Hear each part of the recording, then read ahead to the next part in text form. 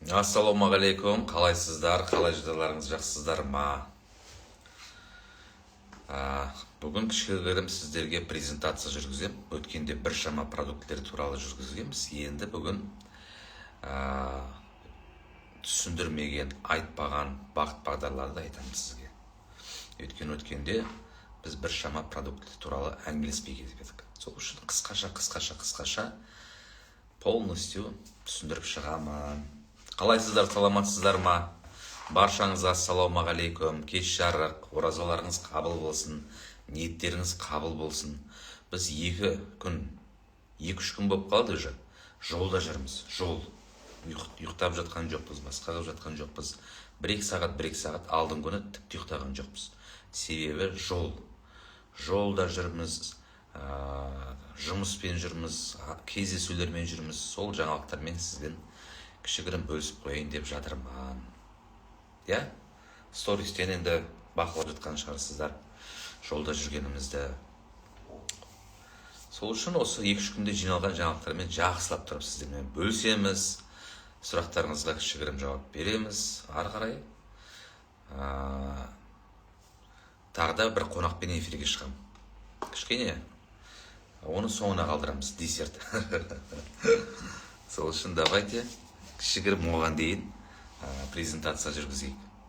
Әрине, мен бүгінге шығуға тырыстым, себебі ертең бізде үлкен мынау новый продуктының презентациясы болады.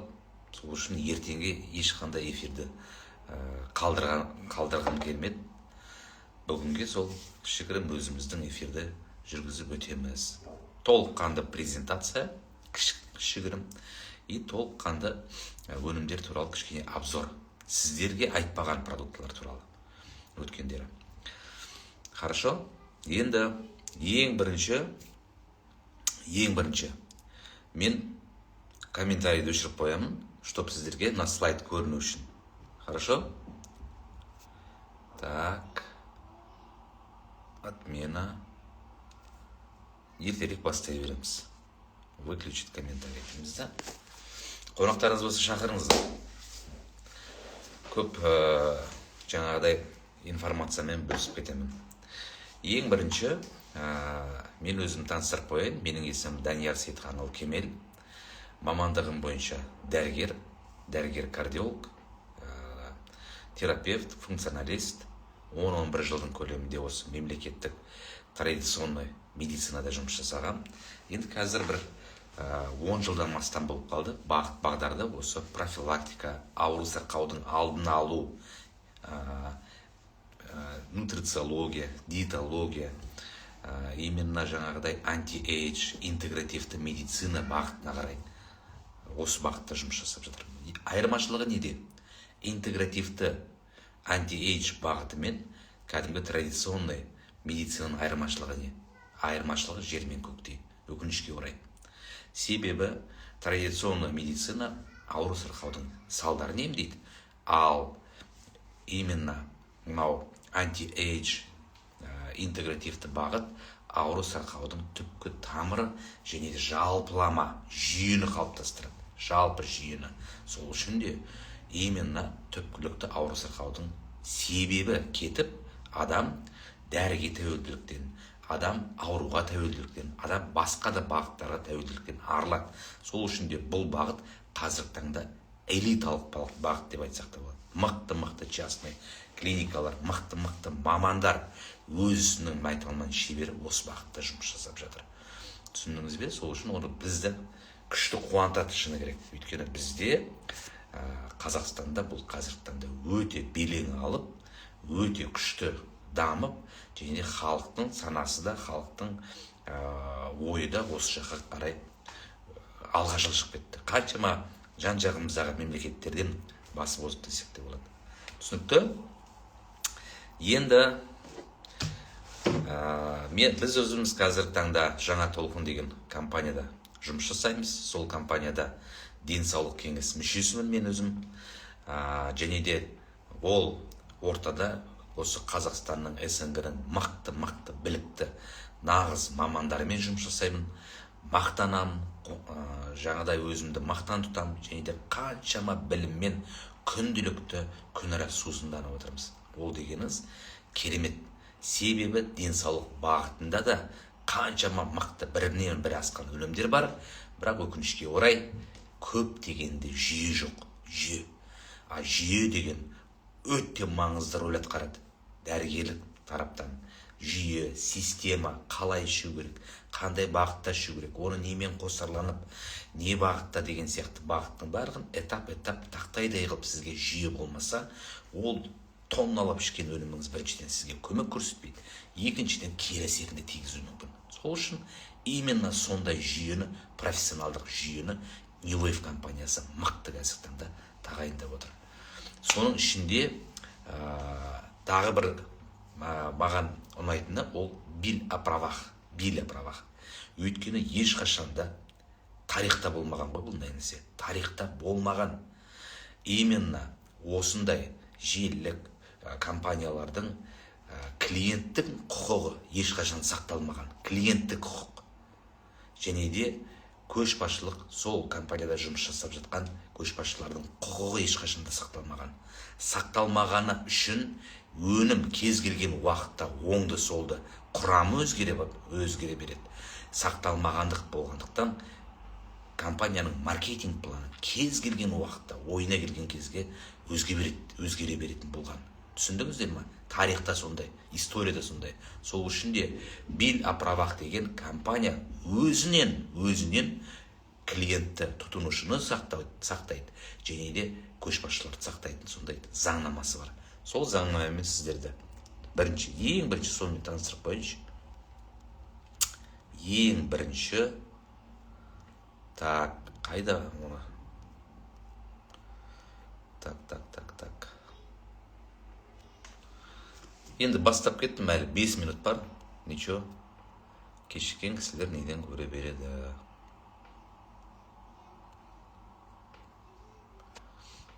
Скриншотын қазір сәл кешірек көрсетемін онда. Мына жерде жоқ екен.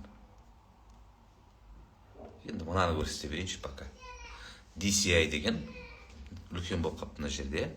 Яғни интернетке былай деп жазыңыз: члены ассоциации прямых продаж, список компаний РДСА деп дәл қазір жазатын болсаңыз, сізге интернеттен бүкіл сайт шыға келеді. Сол сайттың ішінде мыңдаған өніммен жұмыс жасайтын компаниялардың ішінен 18-і ғана осы DCI ассоциация прямых продажға мүше екен. Яғни бұл ұйым именно сол өзінің құрамында тұрған компаниялардың өнімдерінің сапалылығына, өнімдердің сертификатына, өнімдердің халықаралық деңгейіне, өнімдердің состав дейді ғой, құрамындағы дәл сол ингредиенттің болуына, және де сол ингредиенттердің кез келген уақытта өзгеріп кетпеуіне гарант десек те болады. Және де әрбір осы компаниялардың ішіндегі жұмыс жасап жатқан, тұтынып жатқан әрбір адамның құқығы бұзылатын болса, ақшалай, қаржылай жағынан, немесе адами фактор жағынан, немесе өнімдік фактор жағынан бұзылатын болса, именно осы сайтқа жалып жазып, именно компанияны үлкен жауаптыққа тартуға болады екен. Түсіндіңіз бе? Сол үшін де осы ұйымда жұмыс жасаған 18 ғана компания екен. Кез келгеннен өнім алсаңыз да, кез келгенімен былайша айтқанда жұмыс жасасаңыз да, сіздің құқығыңыз сақталған деп айтамыз біз. Түсіндіңіз? Жазып алыңыздар: ассоциация прямых продаж, список компания РДСА десеңіз, шыға келеді соның ішінен. Келесі ол әрине ол өнімдер. Өнімдерге тоқталайық. Өнімдердің ішінде әрине ең бірінші ол D3. D3 енді ол феномен ғой. Яғни феномен деп тұрғаныңыз, көптеген жаңағыдай D3 жетіспейтін болса, бұл адам айтады ғой енді, кез келген адам айтады: неден бастаймын? Мен өзімнің денсаулығымды қолға алғым келеді. Мен неден бастасам болады? Деген кісілерге екі нәрседен бастау керек болды. Ең бірінші ол D3 екен, бірінші. Екіншісін қазір айтамын. Себебі D3 төмендеген жағдайда 50-ден төмендесе онкологиялық аурудың өршуі 60%-ға көбейеді екен. Сахарный диабет, қант диабетінің өршуі болашақта болуы ол да 60-70%-ға көбейеді екен. Бүкіл 300-ден астам адам ағзасында жиі кездесетін ауру сырқаулардың дамуы болашақта ол да 60-70%-ға көбейеді екен. Түсіндіңіз бе? Сол үшін де бір D3-дің жетіспеуі, D3 гормон деп аталады, бұл витамин емес, болмашы. Бұл бір D3-дің жетіспеуінің өзі адамның ағзасына қаншама проблемаларды туындатады екен, қаншама проблемаларды. Түсіндіңіз ба? Сол үшін де мұндағы D3-дің ерекшелігі ол неде? D3 майсыз және өтсіз сіңбейді. D3 майсыз сіңбейді, сосын өтсіз сіңбейді. Және де көптеген D3-дің сіңімділік қалпы асқазан арқылы барғандықтан қаншама барьерден өтіп D3-ін көтере алмай жатады. Түсіндіңіз? Мынау D3-дің ерекшелігі тілдің астынан бірден MST масласы арқылы қысқа толқынды дейді ғой, бірден клеткаға еніп 4-5 секундтың ішінде қанда тұрады. Сол үшін де бірден көтеріледі. Біз өткенде тапсырдық, мысалы, мен өзім 12 жылдың көлемінде неше түрлі өнімдерді ішіп келіп, осында здоровымын, жақсымын деп келіп, D3-імді тексерткен кезде 12 болды. Егерде тексертпесеңіздер, для интерес тексерте салыңыздар, көресіздер сол кезде. Қаншақты өнім ішіп жүрген, өзіме қарап жүрмін, мықты өнімдерді ішіп жүрген деген кісілер арнайы сіздерге айтады. Ішіп көріңіздер, тексертіп көріңіздер, сол кезде көресіздер. Сол кезде көресіздер ішіп жатқан өніміңіздің жұмыс жасайтындығына. Сол кезде көресіздер мықты денсаулықтарыңызға қарайтындарыңызға. Өйткені D3 төмен деген сөз, ол ауаға кетті деген сөз. Ақшаңыз ауаға кетті, ақшаңыз унитазға кетті, ақшаңыз жерге ұшып кетті деген сөз. Неге? Төмен болса болды, сіңбейді. Қалай кірді, солай шығып кетеді екен. Түсіндіңіз бе? Сол үшін де білікті, мықты маман ең бірінші сізден дәрігерге барсаңыз да, клиникаға барсаңыз да, мемлекеттік клиникаға барсаңыз да, бірден сізден D3-іңіз қанша, давай тексереміз деп көрсе, ол дәрігерді прямо құшақтап алдыңыз деймін. Неге? Өйткені ол біледі, өйткені ол білімді, өйткені ол неден бастау керек екен біліп тұр. Түсіндіңіз? Сол бір D3-дің төңірегінде қаншама көтеріп отырып, қаншама ауру сырқауларды бетін бері қайтарып тастауға болады екен. Бірақ D3-дің көлемінен сіздің қаншама уақытыңызды, сіздің қаншама жолыңызды, сіздің қаншама ақшаңызды экономдап тастайды. Түсіндіңіз? Сол үшін мінекей D3. Бір D3-дің жетіспеуінен бүкіл сезонный аллергиялар, аллергетиктердің причиналары D3-дің жетіспегеннен екен. Бір D3-дің жетіспегеннен баланың бойы өспейді, баланың аяғы қисаяды, тісі қисаяды, тіс құртталады, сколиоз болады, бой өспейді, дами алмайды, сүйек дамымайды екен, кальций сіңбейді деген сияқты. Түсіндіңіздер ме? Соның барлығы осы бір D3-дің жетіспегеннен. Балаға жеткілікті қылып, күнделікті өзінің нормасын берсеңіз, баланың бойы өседі. Ең бірінші. Сүйек мықты болады, сүйек қалыпты болады.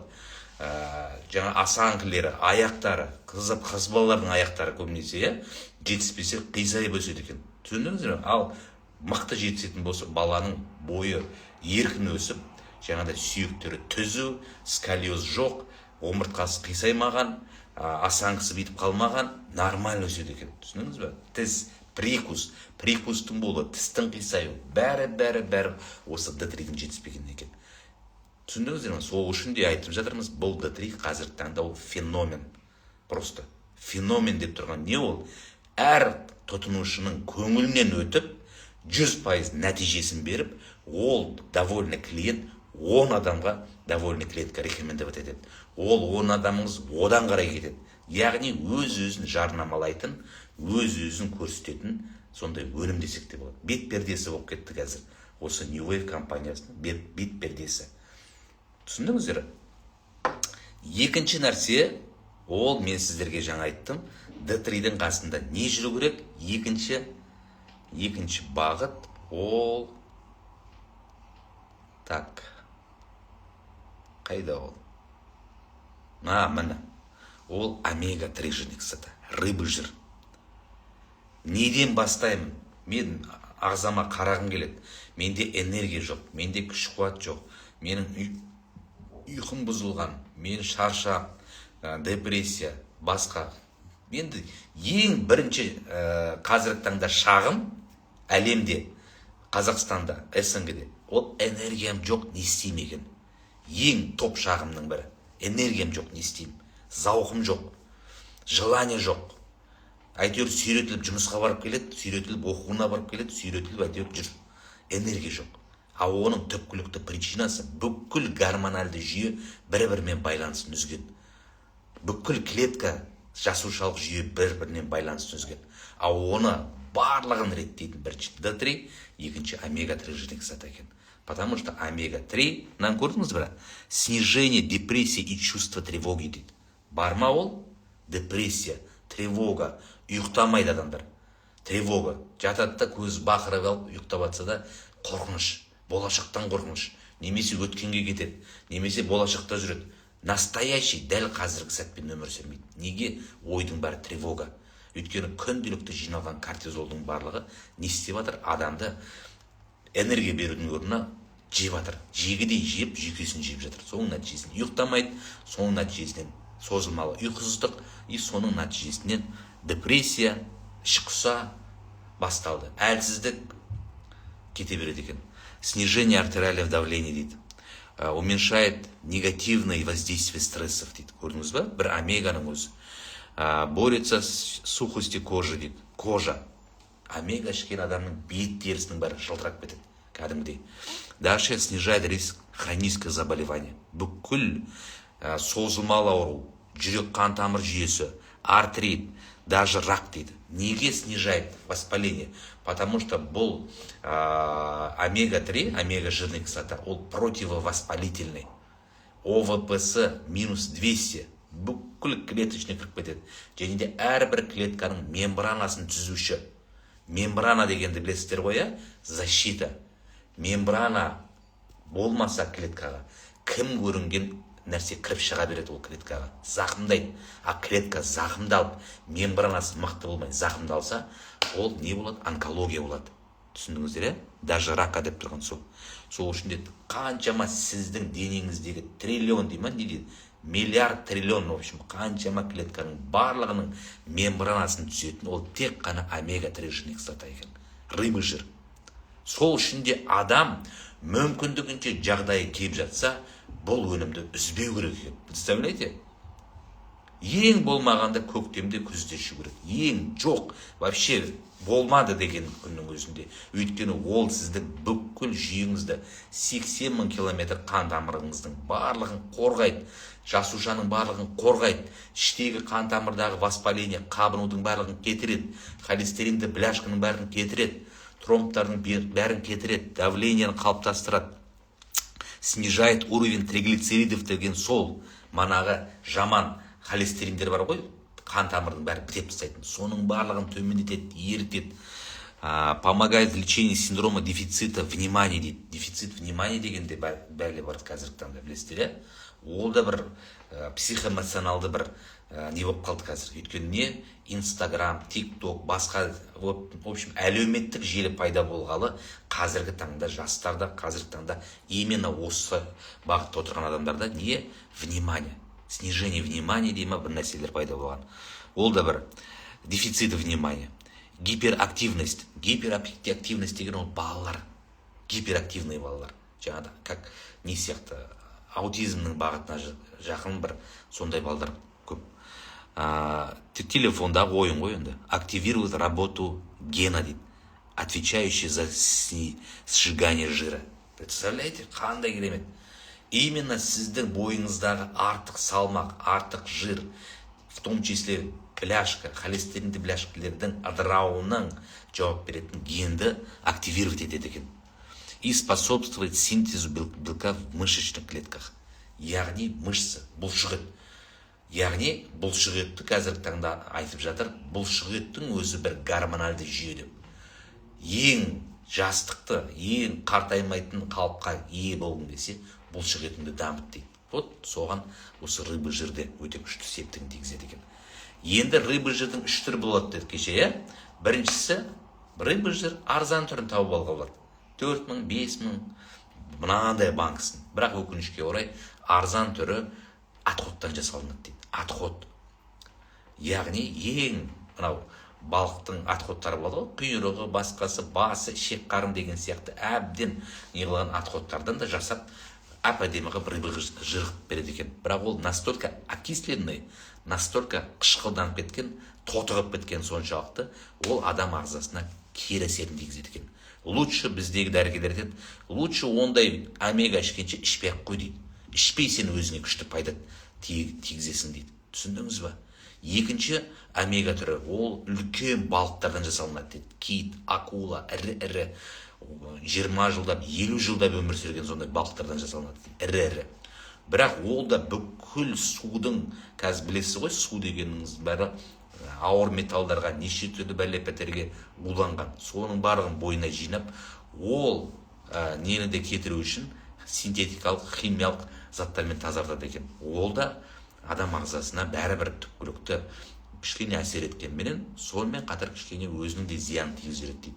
Сол үшін де именно омега-3 жирный кислота балықтың майына келген кезде үнемдемеңіздер дейді. Үнемдемеңіздер дейді. Себебі ең мықты балықтың майы ол жаңағыдай FDA деген сертификат, GMP деген сертификат тарды. Мына көрдіңіздер ғой, FDA, Управление по санитарному надзору дейді, за качество пищевых продуктов и медикаментов. Яғни бұл именно осы сертификат жаңағы өнімнің құрамында ешқандай химикат, өнімнің құрамында ағзаға зиян тигізетін заттардың болмайтындығына, және де өнім именно ең жоғарғы качество, высокое качество дейді ғой. Яғни ірі балық емес, отход емес, өнім именно мелкий чабақтар болады ғой, анчоус дейді. 6 ай ғана өмір сүрген анчоустардан жасалынған премиум пласт омегаларға беріледі екен осы сертификаттар. GMP, оны енді білесіздер оны. Сол омега, мына осы омегалар. Біздің өзіміздің ішіп жатқан омегамыз. Күнделікті 2 капсула профилактикалық дозада біз өзіміз ішеміз. Осындай омегалар. Яғни осы сіздің бүкіл жүйеңіздің барлығын реттейді екен. Егерде осы екеуін сіз егерде ішпейтін болсаңыз, D3 и омега бойыңызда нормально көрсеткіште болмаса, өкінішке орай не ішсеңізде ол жартылай немесе 20%, 10%, енді ең өкініштің мүмкін вообще әсер етпеуі де мүмкін. Түсіндіңіздер ма? Омега-3 жирный кислота. Так. Келесі. Енді мынау өнім туралы айтайықшы.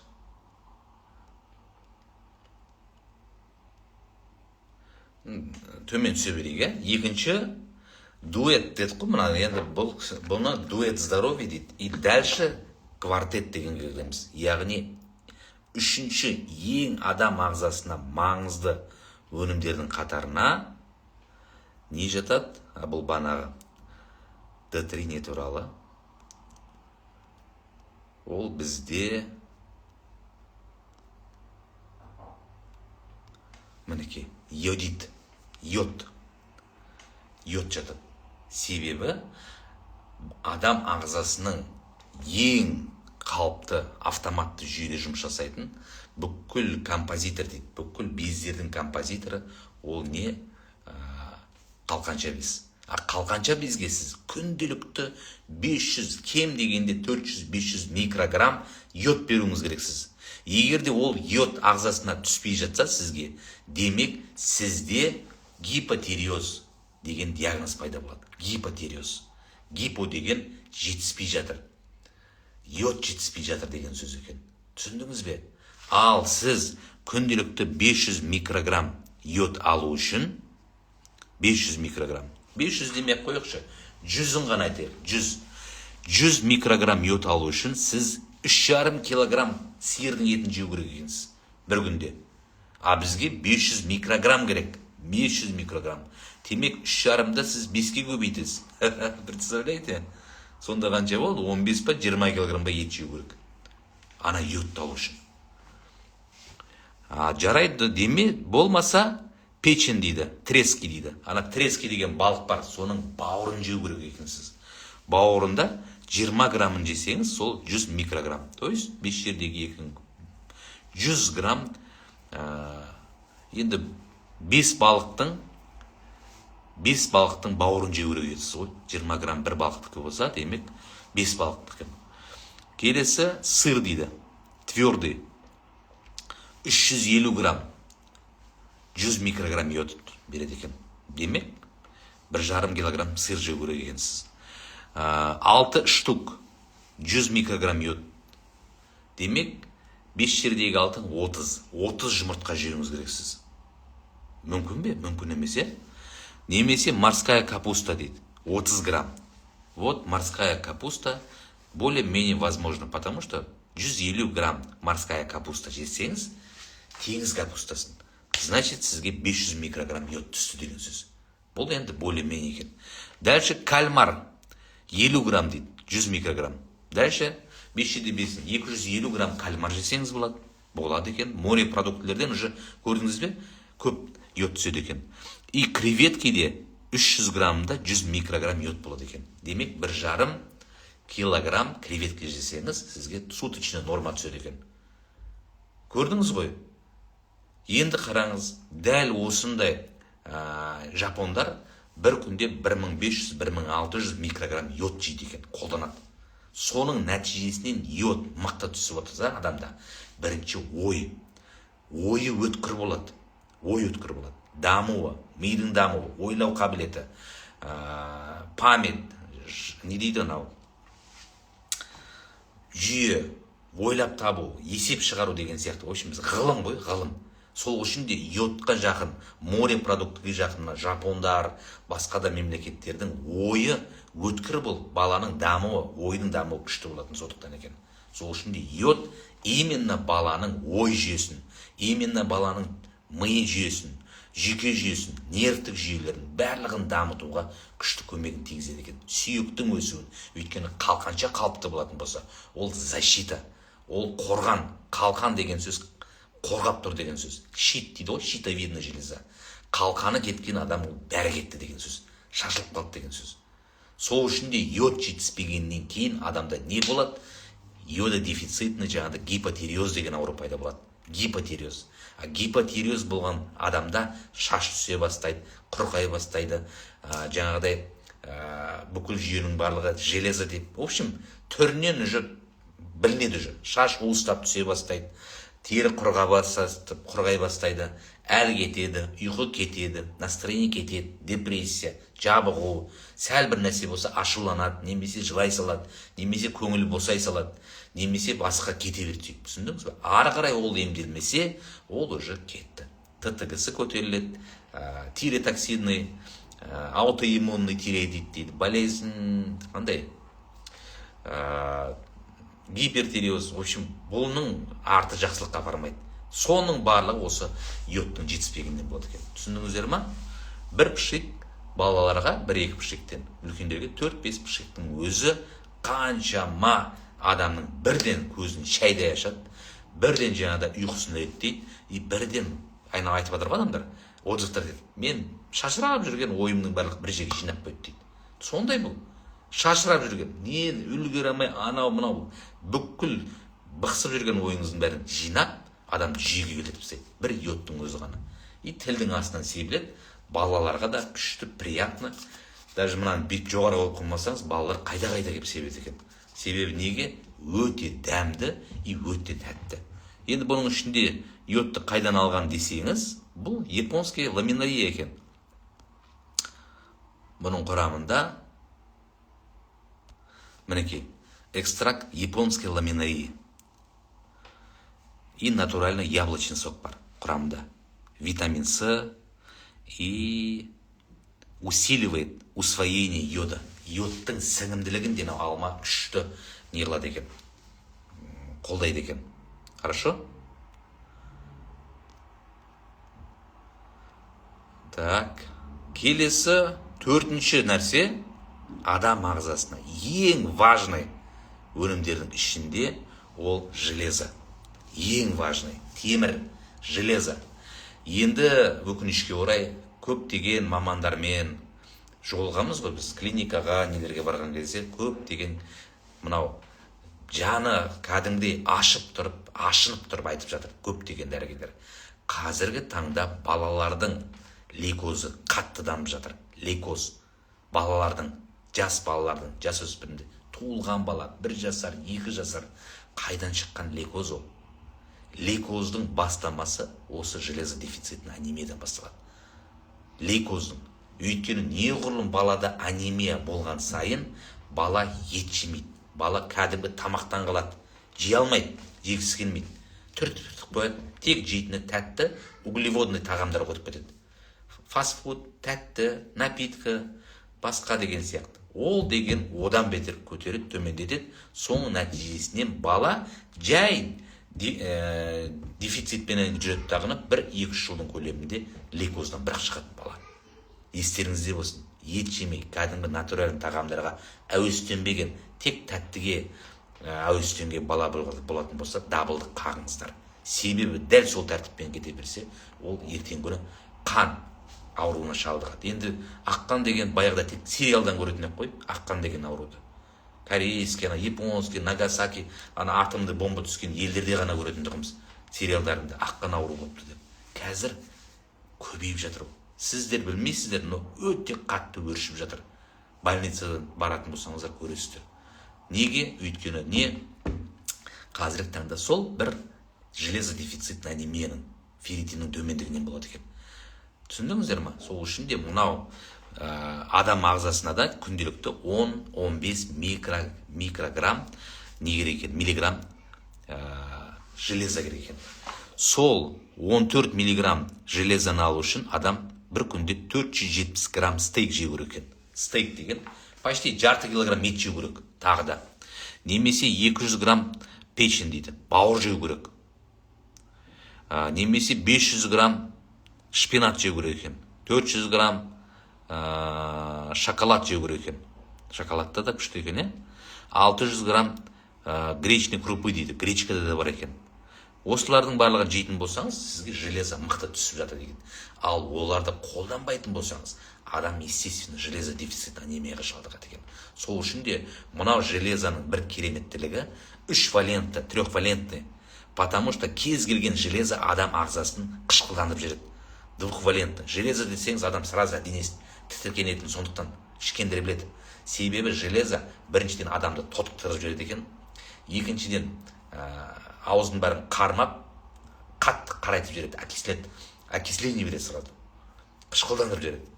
И және де ішті қатыртып тастайды екен. Мынау 3-валентті железоның бір ерекшелігі сол зиянды кішкене жайсыз мәселелердің барлығын алып тастайды. Жеңіл.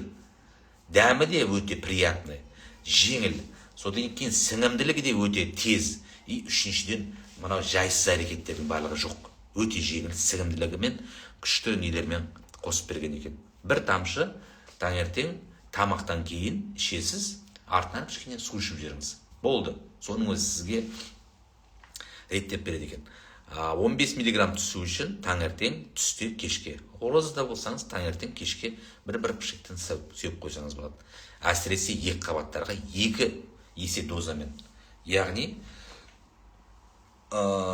таңертең 2, түсте 2, кешке 2 қолдану керек. 30 микрограмм. Потому что әйел адам бәрібір жаңа 2 адамға жұмыс жасап жатыр ағзасы. Сол үшін де қаншалықты железо көп болу керек екен. Хорошо?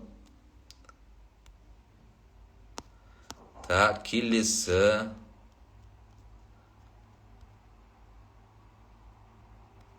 Железо туралы айттық. Ананы айттық. Енді маған бір нәрсе мынау. Мынаны айтқым келеді мен. Өйткені көбінесе бұған көп көңіл бөлмейміз. Иммунобустер деген бұл жерде мощнейший, мықты бір өнім бар. Иммунобустер деген. Бұны енді баршамыз бір көп адамдар мужской продукт ретінде таниды. Еркіздерге деп. Но бұл өнімнің фактор дейді ғой, спектрі өте көп негізінде. Тем более бұл өнім американский продукт, FDA сертификатымен жабдықталған және GMP сертификаты. Құрамында 10 түрлі саңырауқұлақ бар, 10 түрлі саңырауқұлақ. Соның ішіндегі 5-еуі королевский саңырауқұлақтар. Енді қараңыздар, сол составқа көз жүгіртейік. Яғни, мінекей көрдіңіздер, иә? Кардицепс, экстракт китайского кардицепса. Кардицепстің 1 граммы 1 грамм алтыннан қымбат дейді. Білесіздер ғой, иә? Кардицепс деген өте қымбат және де өте широкоспектрный, мынау восточный тибетский медицина бүкіл ауру сырқауға осы кардицепсті қолданады. Сосын львиная грива деген саңырауқлақ бар. Бұл саңырауқлақ дегеніңіз енді бүкіл неврологиялық ауру сырқауларға күшті қолданады бұны. Қазір оған түсіндірем.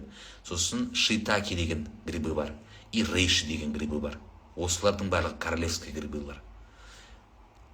Енді бұлардың показаниясын қарайтын болсаңыздар, вообще шок боласыздар ғой. Мәссаған. Мынаны қараңыз, львиная грива деген. Львиная грива.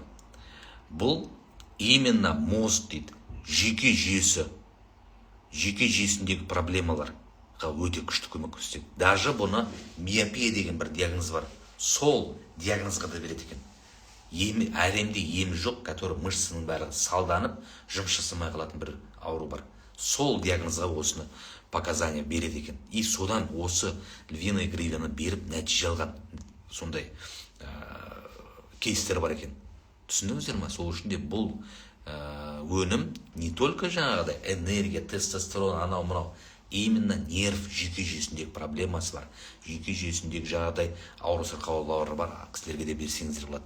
Соның ішінде мозговую и когнитивную поддержку дейді.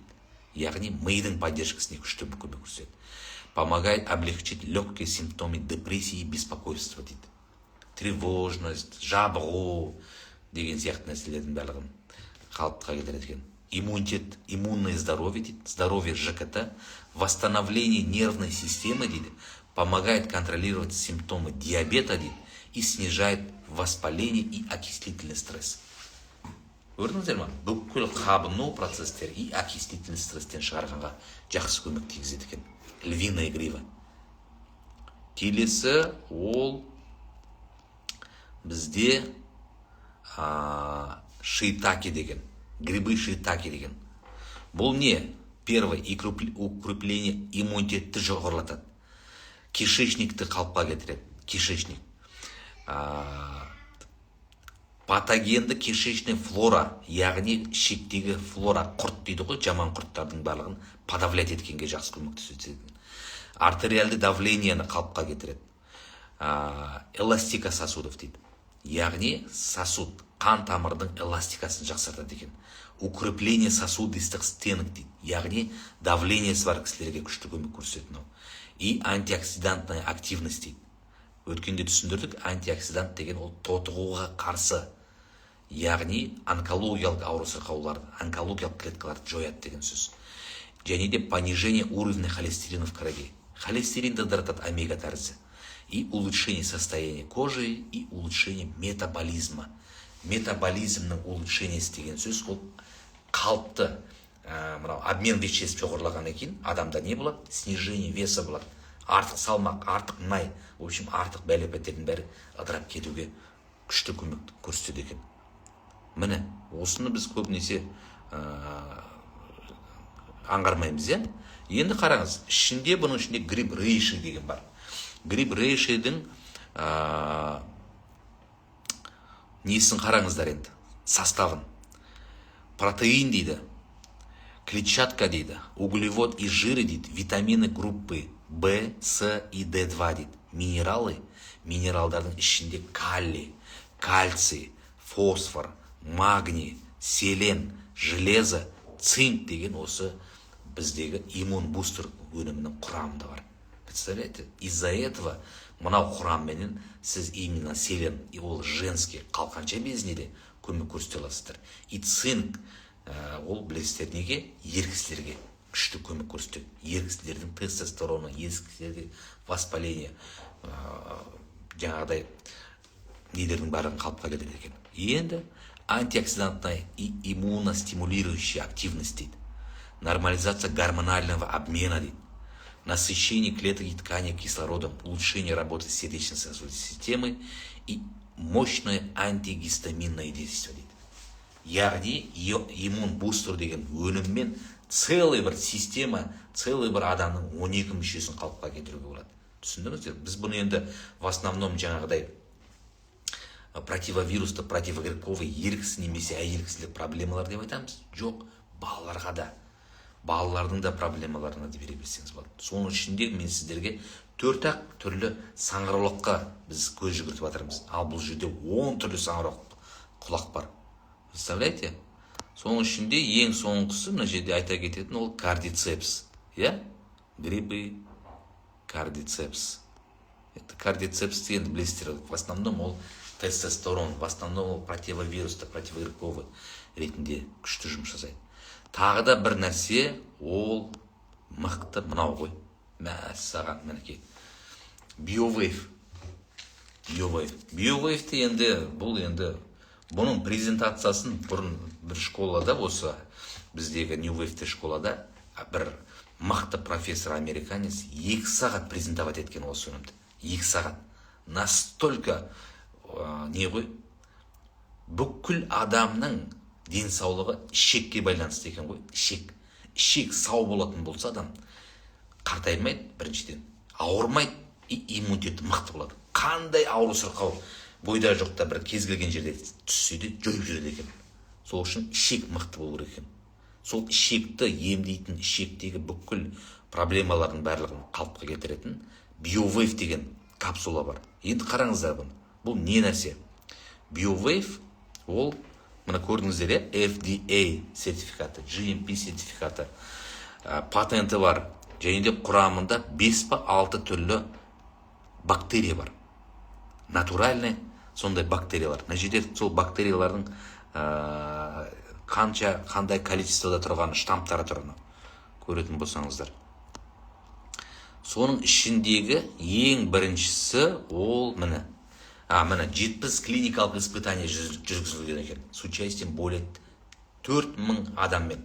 GMP сертификат деген білесіздер, не үшін беріледі? Ол клиникалық испытание өткен өнімдерге беріледі. Мынау бүкіл целый аптеканың ішінде 2% бұл исследование бар. А целый мынау өндіріс, мынау өнім, осындай витамины өнімдердің ішінде де 2% бар ол.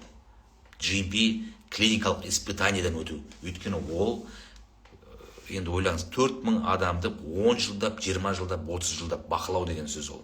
Қалай не қылады екен деген сияқты. Көрдіңіз бе? 70 клиникалық испытания с участием более 4000 участников. Штаммы пробиотиков, лактобациллус безопасности. Яғни ең біріншісі сол қауіпсіздігі ғой. Соны доказать ету үшін соншалықты клиникалық испытаниялар өтеді екен. Соның ішінде мінекей лактобактерия 10 миллиард штамм бар ішінде. Бір капсуланың ішінде. Ол не істейді? Отталкивает вредные бактерии в пищеварительном тракте. Яғни ішектегі бүкіл жаман бактериялардың барлығын нейтрализовать етіп, тазалайды жаңағыдай. Лечит, помогает лечить расстройство в пищеварении дейді. Және де ең жаманы мынау прием антибиотик дейді ғой. Содан болған не дейді? Қарсы көрсетілген бәрін жойып тастайды. Өйткені антибиотиктен кейін міндетті түрде пробиотик ішу керек осындай. Себебі оны ішпесеңіз, ішек не дейді андай? Өлтіріп тастайсыз. Бүкіл бактериялардың бәрін. Профилактика диареи дейді, вызванной антибиотиками, путешествиями, лечение синдрома раздраженного кишечника, колик у детей, проблемы с кожей у детей. Барлығы осы ішектің проблемасы, и соның ішінде лактобациллустың жетіспегеннен екен. Түсіндіңіз бе? Адам бір күнде, бір-ақ рет өмірінде, бір жылда, бір рет антибиотик қолданса, өзінің 4 жылдық запас мынау бактериялардың бәрін қырып тастайды екен. Бірақ антибиотикпен. Егер де сіз бір өміріңізде бір қолдандыңыз ба, демек 4 жылдық запасты құрттыңыз деген сөз. Шүкір деп айтам мен, бір 14-15 жыл болған шығар мен антибиотик қолданбағаныма. 14-15 жыл. И балаларға да қолданбаймыз. Өйткені антибиотик ол тупик қой, былайша айтқанда, тупик. Ол салыну керек, вообще выход болмаған кезде салыну керек. Амал жоқ. Түсіндіңіз ба? Ал кез келген дүниені ол антибиотиксе шешіп тастауға болады. Енді қит етсе антибиотик саламыз ғой, кезінде өзімізде сөйтетін едік. Соның барлығы ішектің барлығын, бактерияның бәрін быт-шытын шығарып жібереді екен, жоқ қылып жібереді. Түсіндіңіздер? Соның ішінде манағы бактериямен бірге мынау бактерия бар екен. Bifidobacterium lactis деген 10 миллиард штаммы бар бір капсуласының ішінде. Мынау капсуласының ішінде. Енді бұл не істейді? Поддерживает лечение расстройств пищеварения дейді. Кишечный бактерияларды қалыптастырады. Борется с воспалением, предотвращает многие заболевания, борется с инфекциями кишечного тракта, диарея, энтеритом дейді, и депрессией, способствует усвоению витаминов и минералов в кишечнике. Сіздің қаншақты ішкен минерал, витамин баттарыңыздан бір тиын пайда жоқ, егер ішегіңіз бактерияға, паразитке бітіп жататын болса. Себебі сіздің мынау жаңағы пішкен железаңыз, ол іште бактерия, кишечный флора кишит болатын болса, соның барлығын сіз тамақтандырасыз. Оларда витамин жақсы көреді, оларда мынау железа жақсы көреді. Сол үшін де ішекті емдемей, ішекті қалыптастырмай, бактериясын қалыптастырмай, анау ішіп жатқан нәрсеңіз бір тиынға да жарамайды. Түсіндіңіздер ме? Соның барлығын реттейтін міне BioWave деген мұндағы капсуласы бар. Келесі бактерия, ол мінекей Lactobacillus plantarum деген. Мынау нелерді қойып қойған, ашытылған нәрселер, қымыздарда нелерде болады екен. Контроль проблем с пищеварением, улучшение памяти, помощь в снижении веса, поддержка лечения беспокойства, диабета дейді, высокого уровня холестерина, воспалительных заболеваниях кишечника. Соның барлығына да осы бактерия күшті көмек көрсетеді екен. Түсіндіңіз ба? Бір ғана капсула қаншама показания. Келесі ол мына Lactobacillus paracasei дейді. 10 миллиардов, бір штамм. Поддерживает рост полезных бактерий в кишечном тракте, уменьшает симптомы аллергии дейді. Аллергияға қарсы. Өйткені кез келген көптеген аллергияның түпкілікті причинасы ол ішек. Тесік ішек синдром деген нәрсе болады, білесіздер. Іште тесіледі, бүкіл ана құрт құмырсқаның барлығы, стенкінің бәрін, ішектің стенкісін теседі дағы, қанға өтеді. Қаннан ары қарай сыйып аллергия болып шыға бастайды. Аутоиммунный процесске дейін кетеді. Дерматит, аллергический дерматит. Лечит расстройство пищеварения дейді. Препятствует накоплению жировой ткани, способствует снижению веса, то же самое, снижает риск уровень холестерина в печени, в крови, помогает защитить и уменьшить повреждение печени, повышает уровень энергии, уменьшает слабость, утомляемость. Көрдіңіздер ме? Бір ғана осы ненің ішінде, осы показанияның барлығы бар. Біз енді ойлаймыз, бұл тек кишечник деп, атак қаншама несіге пайдасы бар. Бір капсуланың ішінде жаңағыдай 7-8 түрлік адам ағзасына қажетті бактериялар бар екен.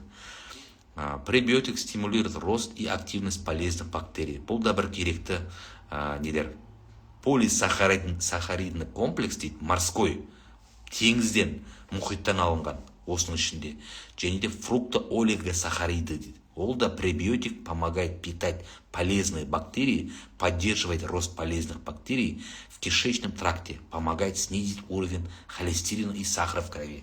То есть, мына бір капсуланың ішінде бактериялармен қатар сол бактериялардың поддерживать ететін пребиотиктер де бар екен ғой. Пребиотиктер де бар. Яғни, сол бактерияның қоректенетін, күшейтетін тағамдар да бар. Түсіндіңіз? Ол барып қырылып қалмайды ана жақта. Күшейіп, десантиктер дейді ғой. 40 миллиард штамптағы десантиктер, бактериялар ішегіңізге түскеннен кейін, ішектегі бүкіл мусор, ішектегі бүкіл патогендік кишечный флораның бәрін жойып, сыртқа шығарып, өздері сол жақты мекендейді, өсіреді дейді. Түсіндіңіз ба? Соны BioWave деген сондай мощный өнімі бар екен. Келесі Так, келесі.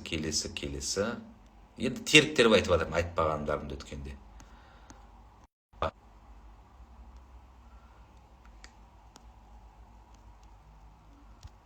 Так.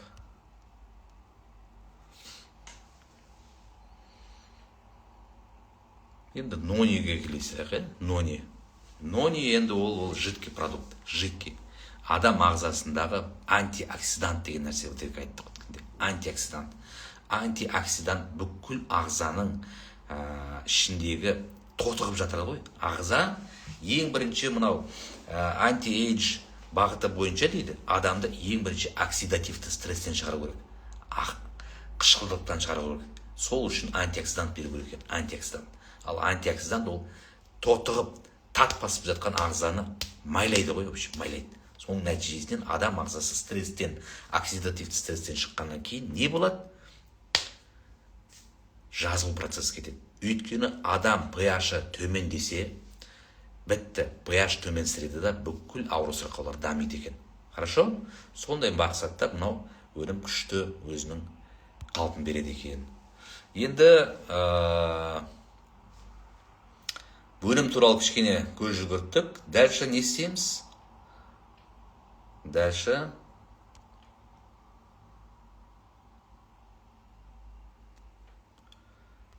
так.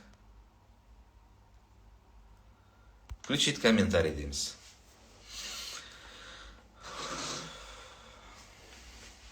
Өнімдерден қандай сұрақтарыңыз бар болса, сосын қоямыз. Енді мынау не жағынан қояйық. Специально мен кішкене создым.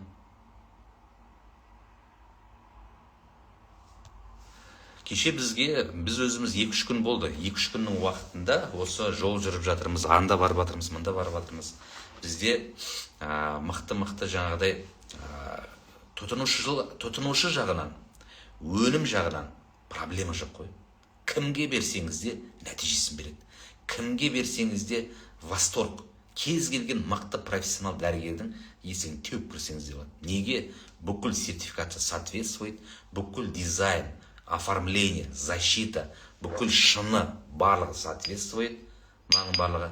И өнім дәмді и адамның ойынан шығады. Бүкілі. Самый главный, ең бастысы, бұл жерде не білесіздер ме? Бұл жерде адамның ішуі ғой, ішуі. Енді қараңыздар, анти-эйдж бағыты бойынша дейді, анти-эйдж бағыты бойынша. Өнім өте қымбат негізі. Өзіңізді поддерживать етіп отыру үшін, бұл бағыттағы нағыз профессионалды өнімдер, жаңа анти-эйдж бағыты бойынша. Кез келген адамның қол жете бермейді. Элита дейді ғой, элита қолданады дейді, элита. Анти-эйдж ол элиталық бағыт деп айтса да болады. Бірақ мынау New Wave компаниясындағы ең маңызды нәрсе не білесіздер ме? Ол өнімді тегін ішіп отыру. Өнімді тегін өзіңіз, балаңыз, ата-анаңыз деген сияқты тегін алып ішіп отыруға үйретеді, жол көрсетеді. Мысалға, мынандай ғой, мен өзім постоянно бір заправкаден май құям, бензин құям да, постоянно. Бірақ сол бензинге не үшін бара берем, білесіз бе? Мына бонусный картасы бар ғой, QR-мен не қылатын. 15 000 теңгеге бензин құятын болсаңыз, QR-ыңыз бар ма дейді? Я дейсіз. Бонусыңыз бар ма?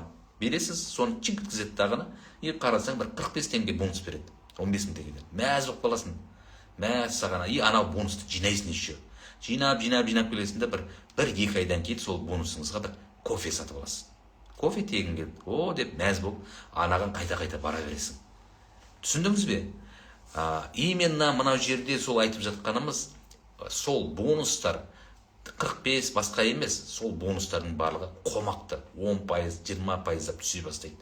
Сол нәтижесінен адам өзінің өнімін сол бонус арқылы емдеп отырып, ең төменгі ценада өнімін ала отырып, еще сол өнім алған үшінде оған бонус береді. Представляете? Сол үшін біз айтамыз, бұны тіркелмей жаңағыдай 20%, 30% ала бермеңдер, тіркеліп алыңдар. Себебі саған компания тегін ішу жолдарын көрсетеді. 50%, 60%, 20% скидкамен и арш етінде вообще тегін алу жолдарын ұстанады дейді. Сол бағыт бойынша именно маркетинг план. Екінші продукты бар берде. Өнім, денсаулық бағыты бір бөлек, но екінші бағыт маркетингтік план. Ол да өнім болып саналады. Себебі ол өнім сізге мынау денсаулықтың барлығын, жансаулықтың барлығын, білімнің барлығын тегін алып отыру үшін берілген. Түсіндіңіз ба? Сол үшін де сол бағытқа да кішкене көз жүгіртеміз. Ең бастысы маған ұнайтыны айтады ғой.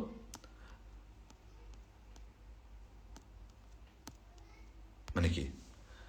Ой, мынау көрінбей қалды, тағы да өшіріп тұрайын. Кешіріңіздер. Ең бастысы ол мінекей. Екінші өнім. Яғни өнімнен басқа маркетинг планның бір бағыты бар. Бұл жерде реферальный бонус деген бар, 30%. Бинарный бонус деген 20%. Структурный бонус деген бар, 7-ші уровеньге дейін. Мынау веткаңыздан да, мынау веткаңыздан да. И путешествие, жанның саулығы деген нәрсе бар. Адамның жаны қашан не қылады? Дамиды. Адамның деңгейі қашан дамиды? Адамның санасы қашан дамиды? Шектеуден қашан шығады? Өзге шет мемлекетке шыққан кезде. Енді ойлаңызшы, кім өзінің государственный жұмысында, немесе басқа да жұмысында сіз мықты жасадыңыз, керемет, молодецсіз, 10 жыл жұмыс жасадыңыз, немесе пенсияға шықтыңыз, мен сізді шет елге жіберем, тегін жіберем деп кім айтып жатыр? Түсіндіңіз ба? Бұл жерде жылына бір мезгіл, бір рет шет елге тегін саяхаттыққа жіберетін бағыты бар. 9 видта. Баллы не сгорает, ограничений нет, отрыва нет, выращивания нет дейді, подтверждение статуса нет, активация нет. Бұлар нет дегендер не? Бұлар көп деген компанияларда тұсау болады, чтобы сіздің тез дамып кетпеуіңіз үшін тұсауларды таға береді. Сол үшін де көп деген адамдар бұндай компанияға барғысы келмейді, немесе тіркелгісі келмейді. Қойшы, сендерге бір тіркеліп алсам, миды ашып бересіңдер. Ананы істе, мынаны істе, азат ал, үйт ал, адам шақыр, басқа қыл деген сияқты. Жоқ. Ондай нәрсенің барлығы жоқ. Түсіндіңіз бе? Сол үшін де әркім өзінің бағыты бойынша жаңағыдай қалыптастырса болады екен. Келесі нәрсе ол әрине. Мінекей. Мына жерде сіздің өзіңіздің алатын, мысалға мана өнімдерді алдыңыз ғой, сол өнімдердің қайсысы сізге көңіліңізге қонды. Сол бойынша 5 түрлі пакетпен тіркеліп алсаңыз болады. 5 түрлі пакет. Өміріңізде бір-ақ рет сол тіркелген пакетіңіз біріншіден сізге не береді? Бүкіл өнімдерге жаңағыдай 10%-дық жеңілдік береді. 10%-дық жеңілдік береді. Және де бүкіл өнімдерге 10%-дық кешбек береді. Яғни тағыда не? 20% жеңілдік болды. Өйткені сіз жеңілдік бағасымен өнім алғаныңыз үшін де компания сізге еще кешбек, 10%-дық кешбекте береді екен еще. 10%-ға дейін. Түсіндіңіз? Және де сол өнімдердің әрқайсысынан нәтиже алып, сол нәтижеңізді алдамай, арбамай, өзіңіздің ең жақын көретін адамдарыңызға айта отырып, содан түсетін бонус береді еще.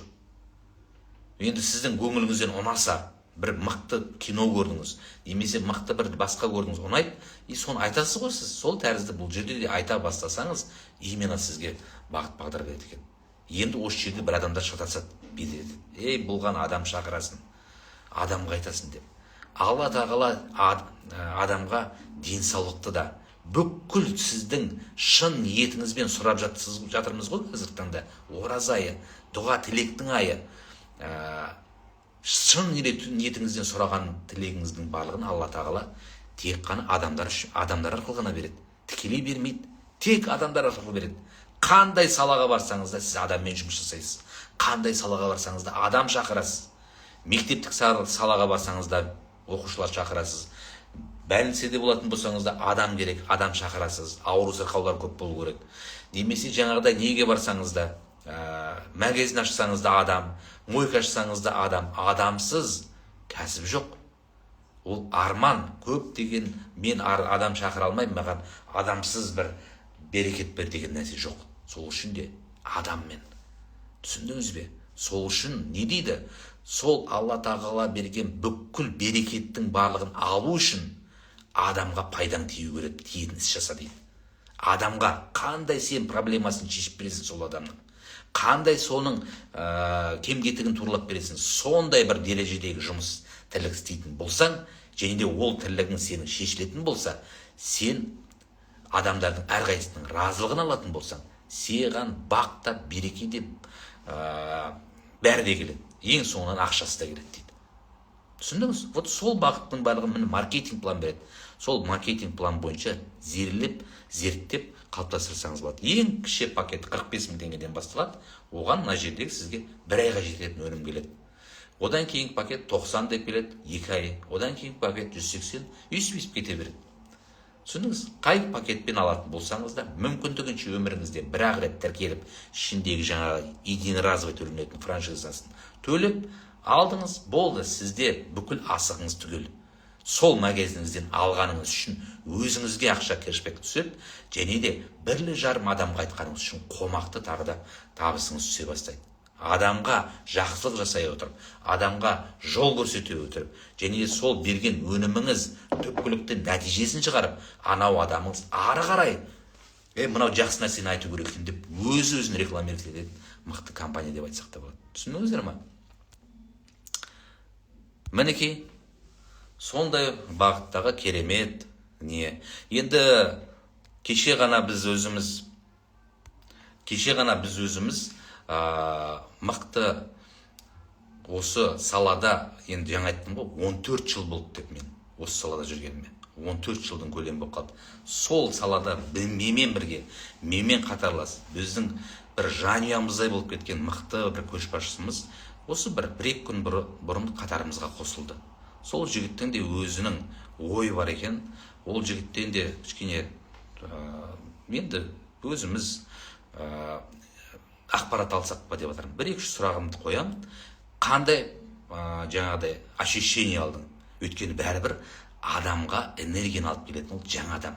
Жаңа адам басқаша көзқараспен қарайды. Жаңа адам басқаша информация береді.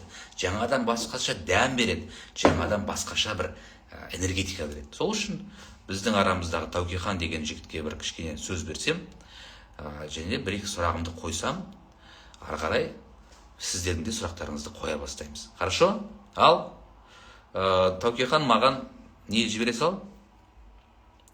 Анандай. Или бір шықтағаны қайтып көре беріп отырмын. И маған запрос жібере сал. Хорошо? Тауке? Енді ол жігіт осы 2 күн бұрын келді. 2 күн бұрын келіп, түнде 11-12-лерде келіп, бізді 1 сағаттың көлемінде Алматыға алып кеткен жігіт. Айтады ғой. Соны.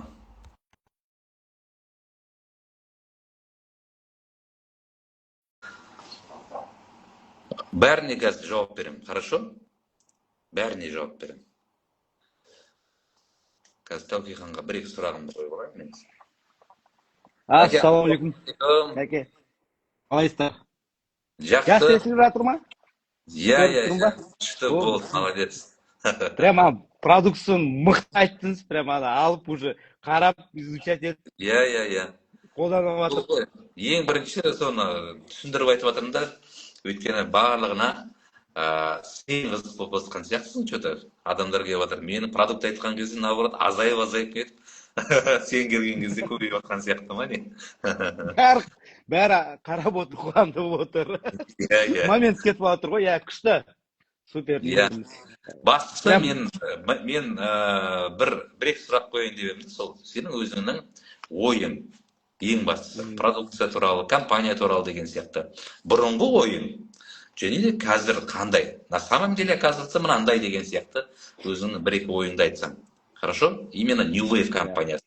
Ең бірінші продукция. Продукциядан қандай? Өзіңе бір ощущение алдың. Одан кейін маркетинг план жағынан қалай деп ойладың? А на самом деле қандай деген сияқты да, сол бағыттарын кішкене бір сыпыра ашып өтсең. Мен басында маркетинг план тыңдаған. Басында айт. Мен тыңдамадым специально. Не үшін? Потому что мен Данияр мырза, Жанар ханым андай, как сказать, қарапайым бармайды. Бұл кісілердің сүйіктілері бар, бұл кісілердің несі бар. Сол үшін мен вообще тыңдаған жоқпын. Мен, пример, 7 компания маркетинг пландарын білем, изучать еткем, разницасын бере алатын. Но именно New Wave-тің маркетингін мен 3 күн бұрын Жанарға Дәкеге келіп сұрадым. қандай маркетинг, чектерін көрсетіңдер, қандай өнімді, я думаю, вообще білмегенмін да, изучать етпегенмін. Қарадым, қазір вообще супер мықты продуктілердің бір болып келеді екен, то, что это вообще уникальный продукт, то, что рынокте вообще жоқ. И то, что қарап, изучать етіп, бүгін қазір өнімдерді айтып жатып, прям уже мен уже список жазып қойдым, маған қандай өнімдер керек, қандай өнімдер номер один болады. Прям уже күшті не қылып қойды. И мен, я қалай айтсам, я врач по финансам. Мен честно былай продуктсын көрдім, компанияны көрдім, то, что не үшін бұл компанияға келдім, то, что маған именно командамнан өзіме именно компания тұрақтылық керек. В первую очередь, New Wave мен бұрыннан білем, то, что андай оправақ бар, то, что маркетинг планы өзгермейтін. 3 жыл болды, 3 жылдың ішінде ештеңе өзгермеді. Да, компанияда. И маркетинг план көріп, башекеше талдым, құладым. То, что активность жоқ, накопительный объем, выращивание жоқ полностью, бинар 20%, реферал 30% болып жатыр. Иә. Біз соны айтып жатыр ғой. Біз бір 2 күн, 3 күн болды, ұйықтаған жоқпыз. Ұйқы беріп жатқан жоқ Наталья бізге. Мен әлі ұйықтаған жоқпын. Алматыдан келдік, иә. Және де 2 күндік чегіңді айта салшы, просто 2 күнде тауып жатқан чегіңді. Примерно. Реферальный бонус. 2 күнде. Бүгінгі күнді қосқан кезде, бір минут. Иә. 525.463 теңге. Көрініп тұр ма? Қасымбеков, Таукехан. 2 күнде 525.465 теңге таптым. Иә. Өніммен. Просто мына продукцияларды действительно сұранысы көп. Адамдарға рекламировать етіп, 4-5 адамға айтқаны үшін почти өзінің, анау айтады ғой, бір 6 айлық өнімін алып алды деген сөз. Немесе ақшалай шығарып алса да болады. Табыс. Керемет. Молодец. Құтты болсын. Бұл еще, представляете, бұл бинар бар ғой әлі. Иә, бинар түседі, ол вообще супер қылып жатыр. Мен айтамды 2 статус жауып тастады еще, 2 статусты белес жауып отыр. Аптаның аяғына дейін 5 статус жабатын сияқты. Негізі керемет, молодец. Мынау бастысы бұл жерде айтады ғой. Біз негізі қайта айтамыз ғой, маркетинг планда мынандай күшті дегенменен бәрібір именно осы салада жүрген мықты адам бәрібір керек оны почувствовать етеді маркетинг план мықтылығын. Сол үшін де соны именно іс жүзінде өзінің көріп, қомақты түсіп жатқан бағыттардың барлығын прямо доказательствомен көрсетіп отқан, саған рахмет. Енді в основном жаңа тұрақтылық туралы айтып қалдым да, сол тұрақтылық туралы кішкене сөз қозғап жүрсек. Тұрақтылық. Дәке, мен честно, да? New Wave-ті, мысалға, мен ойлаймын, сен маркетинг планға басқаға қызыққан жоқсың. Сен именно тұрақтылық, стабильность, именно билоправаққа келдің деп ойлаймын. Потому что адам, жаңа мен басында именно соны созып кеттім ғой, адам бәрібір содан шаршайды. Өзгергеннен, өзгерістен, или уайымдайды, қашан өзгереді екен, бір жыл постоянно бір ажиотаж жүреді. Сол үшін сол тұрақтылық туралы айтып кетші. Именно мен басқа проектте жұмыс істедім, именно то, что үлкен империя құрдым, қанша миллион долларлар обороттар жасадым компанияға. И бір моментте бір рет өзгереді, 2 рет өзгереді, уже командаға не айтарын білмейсің, жақсы болады, күшті болады. Мен бірінші компанияда до конца болдым. Ең соңында біздің чектеріміз бәрі, маркетинг полностью өзгеріп тұрып, чектердің бәрі қайтадан 10 есе төмен түсіп қалды. Командамда, который 500 мың алып жатқан адамдар 20 мың теңге алды. Сол кезде маған Таукехан, не ол дейді, не істейміз? Мен сол моментте именно рынокты изучать етемін, бүкіл компаниялар қараймын, бізде қазір рынокте өте компания көп, но стабильный компания жоқ. Компаниялар ашылады, жабылады, өзгереді, маркетинг былай тартады, жадыстады, бүкіл нәрсені өзгеріп тастайды. То, что New Wave-те мен бірінші көргенмін, то, что билоправақ бар, то, что 3 жылдың ішінде бір рет өзгермеді, то, что надежный, стабильный келе жатыр, мықты өніммен чектерді, топ чектерді, прям да айтып отыр, 3 күнде сонша үлкен доходқа шығып, шок болып жатырмын. Даже еще мен өзім командамда подкаст еткен жоқпын.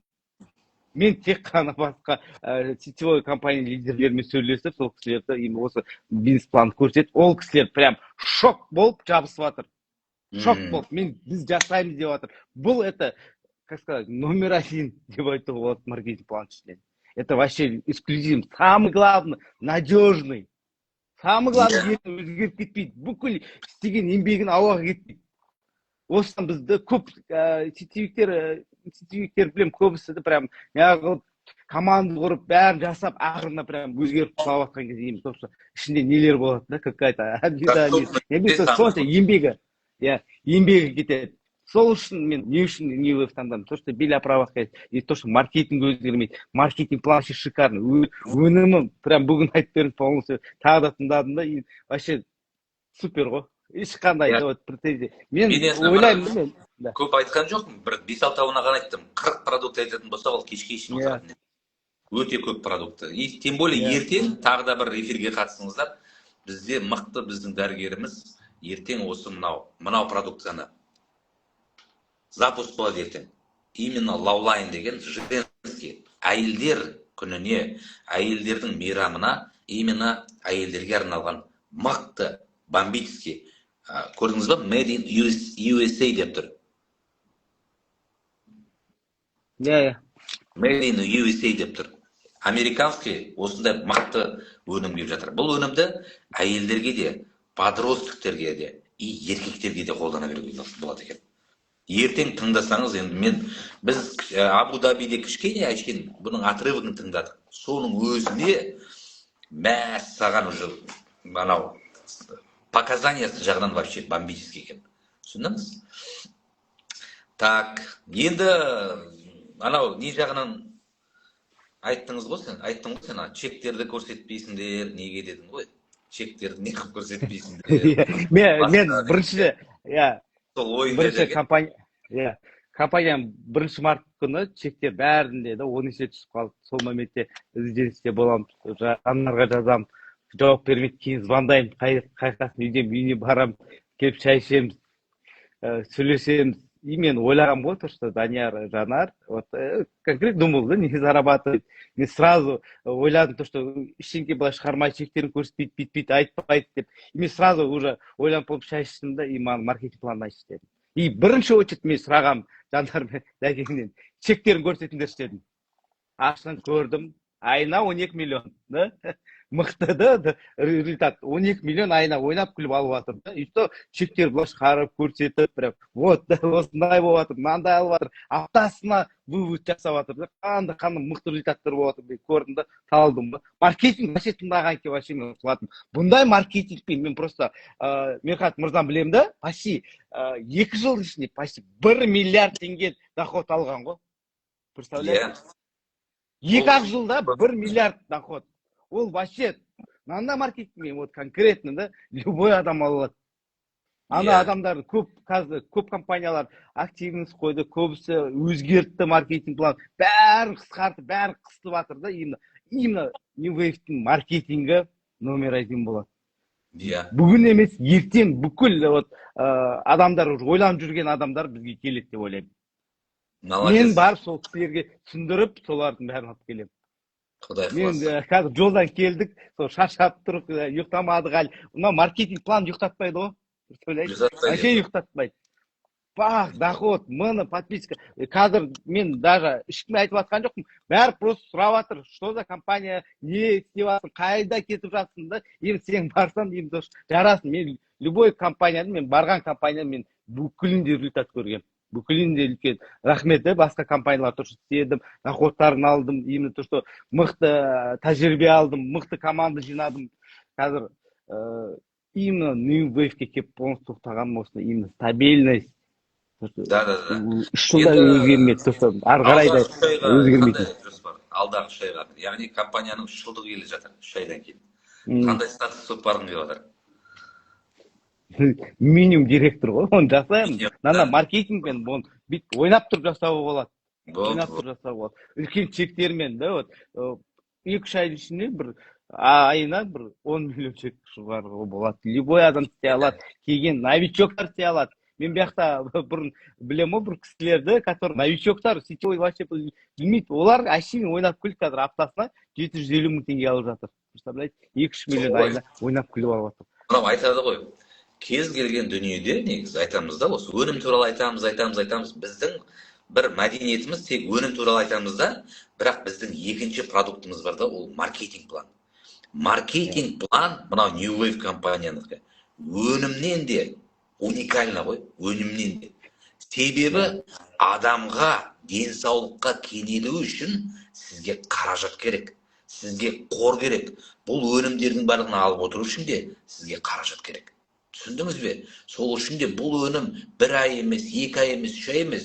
Бұл өнім мүмкіндігінше постоянно ішіп отырсаңыз қандай керемет, қандай күшті. Ол деген былай защита ғой, ауру сырқаулардан қорғаныс деген. Сол үшін де маркетингтік жоба ең жоқ дегенде, вообще болмады, жоқ дегенде, істей алмадым дегенде, өнімді хотя бы тегін ішуге сізге мүмкіндік береді. Ең болмады, жоқ дегенде. Керемет қой, өнімді тегін ішіп отырсаңыз, қандай күшті. Адамның тәні сау бол, адамның тәні қалыпқа келген сайын, адам не істейді ары қарай? Ізденеді. Мынау былай деген сияқты дамып, энергичный болып, мына Тәукехан сияқты жарып жібереді деген сияқты болады. Түсіндің? Так что, молодец, Тәукехан. Қош келдің New Wave компаниясына. Болды, New Wave компаниясына енді. Сенің жүретін орның, кез келген адамның жүретін орны. Мен де айтам, мен де кеше айттым ғой саған, анау неде айттым, машинада айттым. Тәукехан, мен бірақ нәрсеге қуандым дедім. Именно сенің жүрегіңе мынау жеткеніне информация. Өзің келдің, мен шақырған жоқпын. Өзің түнде келдің. Неге? Адам жүрегін, интуициясын, жүрегін тыңдап келеді. Көптеген адамға жүрекке интуициясын тыңдамаған кезде көзінде құлағында жоқ тастайды Алла тағала. Вот сол кезде шатасып, 1,5 жыл жүреді, 2 жыл жүреді, айланып, сол кезде мүмкін жүрегін жетіп келуі мүмкін вообще келмеуі мүмкін. Мүмкін тағы да бір шатасып келуі мүмкін. Сол үшін де бұл өмір бізге бір ақырет берілді. Бір ақырет. Бірақ сол өмірде бағалы уақытыңды, құнды уақытыңды, энергияңды, қуатыңды шатас бір жерге кетіп қалмау керек екен ғой. Адамның сол өткенде айтып жатқаным сол таңдау, талғам жаңағыдай құлшыныстан да жоғары. Талғамның дәрежесі құлшыныстан да жоғары деп тұрған сол. Қанша құлшынып, қанша энергиямен, мықтылап істегенімен таңдаған бағытың бір күн сені подвайт етсе, 3 жыл, 2 жылдан кейін, или өзгертіп, или маркетинг өзгертіп, басқа нәрсені өзгертіп жатса, вот сол кезде айт деген айдың алдында уақытың кетеді, и энергияң кетіп қалады, и ең жаман авторитетің кетеді. Сенің артынан ерген қаншама адам не деп айтады? Ей, бізді сол құрдымға апардың дегендей деп айтады. Сол үшін де ең бастысы таңдаудан шатаспаңыздаршы деп айтатынымыз сондықтан. New Wave-пен басталған қаншама мықты компаниялар болды. Қайда гәні? Айтыңызшы. Менің 2 жыл бұрын есептерімізді қараңызшы. Қаншама компаниялар жағаласып, андай, мындай басқа нәрселерді айтты. Қайда қазір? Жоқ қазір. Жоқ болып кеткен мысалға. Тек қана ауыз қалды, басқа қалды, үйтті. Біз кеткен кезде де қанша адамдар шатастың, үйттің деді. Өздері 10 компания ауыстырып тастады. Сол айтқан біздің артымыздан қаншама айтқан адамдардың барлығы. Шүкір, Аллаға сан шүкір деп айтам. Бір компанияда 3 жыл, 2,5 жыл болды. Қимылдамай қаншама мықты нәтижелер шығарып, және де осы таңдауымыздың мықтылығына күнде шүкіршілігіміз айтамыз. Аллаға сан шүкір. Және де сен сияқты мықты жігіттердің қатарымызға қосылып жатқаны бізді одан сайын қанаттандырады, бастысы. Енді көрде тұр, 3 ай өтеді, 2 ай өтеді, қандай дәрежеге жетесің? Себебі сенің артында үлкен багаж тұр. Сенің артында басқа тұр. Және де ең мықты көшбасшы. Білесің ба кім? Ең мықты көшбасшы. Ол өзіне сенген адам, өзгеге емес. Жетістікті адамнан емес, жетістікті Алладан күткен адам. Өйткені көптеген көшбасшылардың қателігі мен командам, анау, в общем, или жоғарғы адамдарға алаңдап қалады. Немесе төмен өзінің командасына алаңдап қалады. Жоқ. Алла тағала жетістікті саған айтады ғой, адамдар арқылы береді. Бірақ шешім ол өзіңнен болу керек. сенің шешіміңе қарай саған энергиясы совпадать ететін адам келеді, энергиясы совпадать етпейтін адам, олардың да өздерінің шешімі бар. Молодец. Так что өте. Мен де қазір ойланып отырмын да, мен қазір 10 адам таңдаймын да, 10 адам первый линияма, именно осы келе жатқан компания годовщинасына 10 адам миллионер қылып шығарамын. Сонда адамдарды мен қазір данымен айтамын, ойланып отырмын қазір, мен новыйдан жаңа мықты 10 топ лидер воспитать етіп шығарамын. Айтады, біреулер алды, кетті, мен без разницы, я любого да адамды миллионер қылып шығаратын, мен именно что үйрететін мықты опытым бар, мен сол кісілерді 10 адамды топ лидер қылып шығарамын. Енді именно осы компанияға осознанно келдім, дәкені өзім іздеп келдім, жаңа ханымға, Данияр мырза, өзім іздеп келдім, ізденсе болды, потому что көп лидерлер отыр, көп лидерлер осын көреді, көп лидерлер осын естейді, көп лидерлер қазір ойланып отырды, өзгеріп жатыр, шаршап отыр уже, бәрі уже ұнамайды. И ол кісілерге айтамын, маған жазыңызшы, мен сіздерге полностью көмектесемін. Бүкіл именно то, что ана не бар ғой, өзгерістер, нелер, бәрі кетеді. Именно то, что сіздерге именно осы компанияның бүкіл преимуществосын көрсетемін. То, что есть будущее. 5 жылдың ішінде уже не тингово, а доллар миллионер болатын возможность бар. Почему? Не үшін мен бияқты Мерхат мырзаны көрдім. 920 почти миллиард 2 жылдың ішінде тапқан кісілер. Бұл кісі машинасын көрді. Супер. Машинасына 80 миллионға шейін бір айлығына, да? Фақат машина алып салып. Мықты результат, мықты өніммен. И осы компания үлкен жетістікке жетеді. Любой адам, любой даже не сетевик, даже обычный қарапайым домохозяйка осы компанияда мықты миллионер болады. Мен қазір 10 лидерді шештім, 10 қазір спискіме уже лидерлер келді, и 10 лидерді мен воспитать етіп шығарамын миллионер. Таугерханды көрдім, мен спискігін барлығын реттеп, сол 10 лидердің, по-моему, уже 4-еуін первый линиясына уже тіркеп қойды. Яғни, ол дегенне именно айтады ғой, бұл кәсіпте скорость қой, скорость. Яғни, жедел шешім қабылдау. Адам қай кезде шешім қабылдай алмайды. Именно күмән ғой адамды өлтіреді. Сол үшін де мүмкіндігінше мықты тезірек шешім қабылдаған адам бірден тезірек жетістікке жетеді. Мынау энергия дейді ғой. Именно осы энергиямен келіп, барлығымыз қазір таңда жанталасып жұмыс жасап жатырмыз. Сол үшін де бастысы бұл компанияда болсаңыздар, басыңыздар. Мен сіздерге айтамын, басыңыздар. Неге? Өйткені компания ұшайын деп тұр ғой. Ұшып жатыр компания. Екінің бірі мынау өнімді біледі, мынау өнімді. Керек десеңіз, мынау өнімді суретке салып, чаттарыңызға лақтырыңыздаршы. Міндетті түрде сізге көршіңізден, қолаңыздан, туыстарыңыздан бір кісілер хабарласады. Қолданып жатқан мынаны. Даже бізде мынандай ситуациялар болып жатыр. Жаңағыдай туыстардың ішінен, чаттардың ішінен, дворларға лақтыратын болсаң, қаншама мықты нәтижелер шығып жатыр. Түсіндіңіздер ме? Ал кез келген кәсіпте сіздің өніміңіз жұмыс жасау керек. Өніміңіз доступны болу керек. Өнім доступны мына жерде. Қол жетімді бастысы. Мынаның барлығы қол жетімді. Біреуі жаңағыда 50 мың, 55 мың теңге емес, біреуі болмашы 10 мың, 7 мың сондай теңгенің жобасында қол жетімді біріншіден. Мына өнімдердің барлығы. Екіншіден сол өнімдердің барлығын сәл қимылдасаңыз бұл, тегін ішуге мүмкіндіктеріңіз бар. Ал одан ары қарай, мынау жақсы нәрсе екен ғой деп елге жай-жай рекламировать етіп жатсаңыздар, ақша түседі.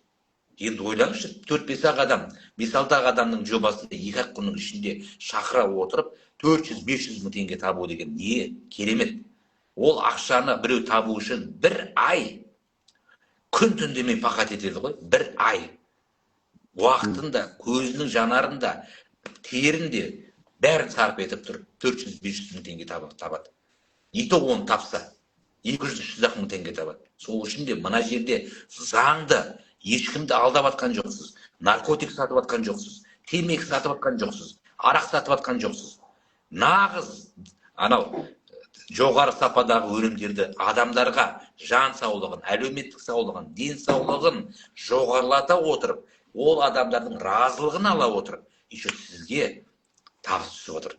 қандай керемет, қандай мықты дүние деймін да. Осы бағытта үйреніп, осы бағыт. Тем более сіздің өсуіңізге бүкіл адамдар заинтересованы. Сіздің жетістікке жеткеніңізге барлығы заинтересованы деген не ол? Үйретуге, көрсетуге, жіберуге барлығы ынталанып тұрады. Ертең сіз көресіз, Тәукехан, өзің көресің, қаншақты осы жердегі жүрген, ауқымда жүрген адамдардың ниетін көресің. Өйткені бұл жердегі аура мүлдем бөлек сізге де. Энергетика бөлек, жаңағыдай білім бөлек деген сияқты. Соның барлығын енді өзің көзің жеткізесің. Жарай ма? Так что болды, Тәуке. Ертең, Тәке, ертең бізде оның екі встреча бар, менде WhatsApp'та жазып жатыр деп, подпискалар орып жатыр, телефонға тыныштық жоқ. Тәке, болды, сәлде боламыз, бәрін. Мен бүгін ұйқым келіп, бүгін шықпасам, ертең күні мынау өніммен шыға алмай қаламыз деп. Специально қанша неғып тұрсам да шықтым. Потому что біз алдыңғы ұйықтамағанбыз. Кеше 2 сағат ұйықтадық. Алматыдан келдік. Бүгін тағы да кешке дейін тапит еттік. Енді ертең мен өзім қазір презентациядан келдім де, нелердің шаршап көзім уже талып жатыр. Ары қарай қазір регистрация жасап үлгеру керек. Почему? Не үшін? Потому что қазір бәрі өзі шығып ажиотаж болып жатыр. Анау коллаген, энергетикалық коллаген. Сол туралы айтшы, энергетикалық коллаген. О, прям біз Алматыға барған кезде біз ұйықтамай бардық. Азаннан кешке шейін презентация жасадық. Полностью. И сол моментте уже кешке көзім мүлде құлап жатырмын ғой. Прям ана коллаген энержиді алдық. Прям алдымда біреу ұйықтап жатырмын, мен уже почти аштым, дықтық іштім. 5 минуттан кейін бух көзім тік былай ашылып, энергия ғой. Кәдімгідей түнге дейін презентация бердік. Мықты лидерлер келіп жатыр. Мықты осознанно келіп жатыр ғой. Осознанно келіп. Мен айтамын да, осы 1 жылдың ішінде мен айтамын, 10 адам 100 миллион табатын, именно табат. И сонда 10 лидер воспитать етіп, олар өзіне 10 лидер воспитать етіп, 1 жылдың ішінде біз рекорд қыламыз. Бүкіл компанияның топ лидерлерімен біз жолығып сөйлесіп алып келеміз. Сосын маған ұнағаны кеше Мерхат мырзаның компанияның 3 жылдығы деді ғой.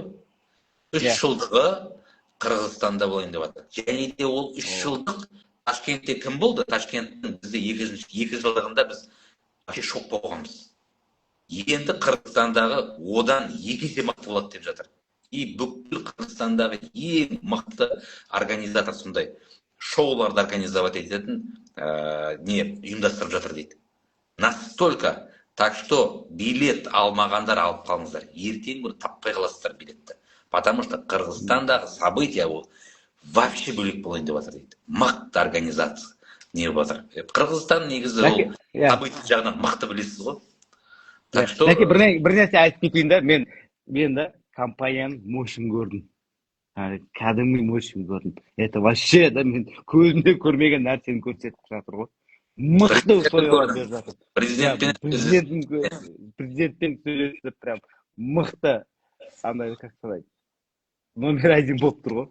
Ештеңке жетпейді. Бәрімен прямо мощын көргенде, до сих пор энергиямен жүрмін. Ұйықтау керек, ертеңде тоже азаннан бастап, презентация азаннан бастап встречалар болады. Сіздерге жазып қойым, ертең тоже офиске барып, тоже бір күшті методикам бар, тағы да бар. 100 миллион табатын, 1 жылда 100 миллион табатын жолы бар. Нанда маркетинг это. Болды онда. Тәукехан, хорошо, онда. Все, Тәке, мен регистрация жасай берейін. Давай. Жақсы. Сау болыңдар. Давай. Ой, керемет. Сол кеше біз неден келіп, 22-ден 16 кетіпті. Қаншада бастадым мен? Мәссаған, почти 1,5 сағаттан асыпты. Керемет. Қалайсыздар? Енді сол ғой. Жаңа айтады ғой, адамға энергияны алып келетін ол жаңа адам. Бәрібір жаңа адам өзінің энергиясымен, ойымен, ощущениесімен. Бізге бұл үйреншік болып қалған мынаның барлығы, үйреншікті. Но жаңа адамға апарып көрсетіңізші, қандай таңғалатынын, дизайніне, кереметтілігіне, мықтылығына, дәміне, түсіндіңіз ба? Түсіндіңіз ғой? Енді пиқат етсе, енді сізге ұнамайса, шыға салыңыз, неғып тыңдап отырсыз.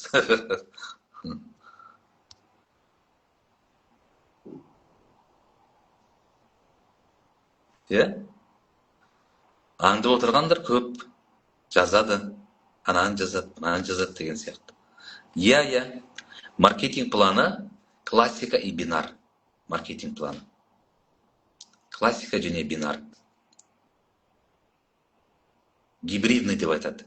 Бүкіл статустағы активность, жаңағыдай вграчивание, отрыв, бәрін алып тастаған. Компанияның аты New Wave деген компания. New Wave, жаңа толқын.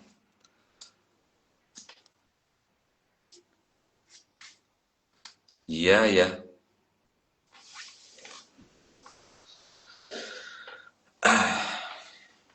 Бастысы, анау ғой, маған, мен өзім не қылатынымша, қазір білесіздер ғой, неше түрлі нәрселер бар, басқалар бар. Адам өзін не көреді, соны көреді ғой. Мына New Wave-тің энергетикасы вообще бөлек, мен сіздерге айтайын. Вообще бөлек. New Wave-тің энергетикасы. New Wave-те жүрген адамдар бақталастық, анау, мынау деген нәрсе жоқ. Тәуке ханның айтып жатқаны дұрыс. Неге сендер чек, анандай алып жатырмыз, мынандай алып жатырмыз деп жарияламайсың дейді да. Біз ол деңгейден кетіп қалғанбыз дейді. Біздегі көшбасшылар да ол деңгейден кетіп қалған. Ол да бір ерсі көрінеді дейді. Кеше Мерхатта айтып жатыр ғой. Ерсі көрінеді екен дейді. Қанша дүние, қанша нәрсе айтып жатырмыз. Бірақ мынандай деп айқайлап ол ерсі көрінеді дейді. Ол бәрібір адамның деңгейінен, адамның іс-әрекетінен барлық көрінеді. Біз ол чек көрсетіп, айқайлап, үйтіп не қылатын деңгейден асып кеткенбіз. Біздегі көшбасшылардың барлығы да одан асып кеткен. Біздегі адамдар оны нәтижемен көрсетеді. Нәтиже деген не ол? Жаңағыдай өнімнен нәтижесімен, басқадан нәтижесімен, өздерінің отношениесімен деген сияқты. Ал ана бақталастық, менікі мықты, оныкі мықты деген нәрсе деңгейден аулақпыз. Біз өзіміз сол жаңағыдай ассоциация прямых продаждың ішіндегі компаниялар дейді ғой, сол деңгейде олар бір-бірін жамандамайды, бір-бірін балағаттамайды, бір-біріне рекомендация береді, бір-бірін мақтайды десек те болады. Айтады ғой, өсер елдің балдары бірін-бірі батыр дейді. Вот сол. Хорошо? Иә. Сол ғой, сол. Иә.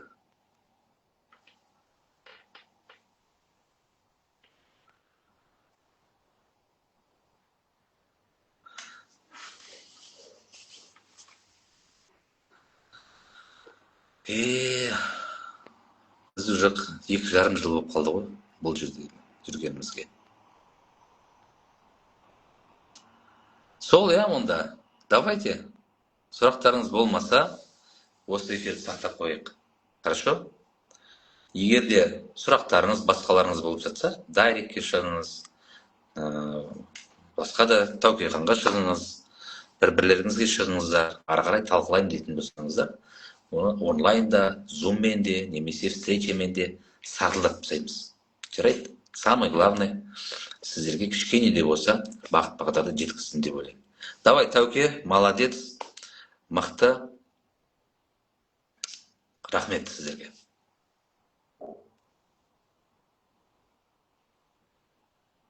Так, былай шығамыз,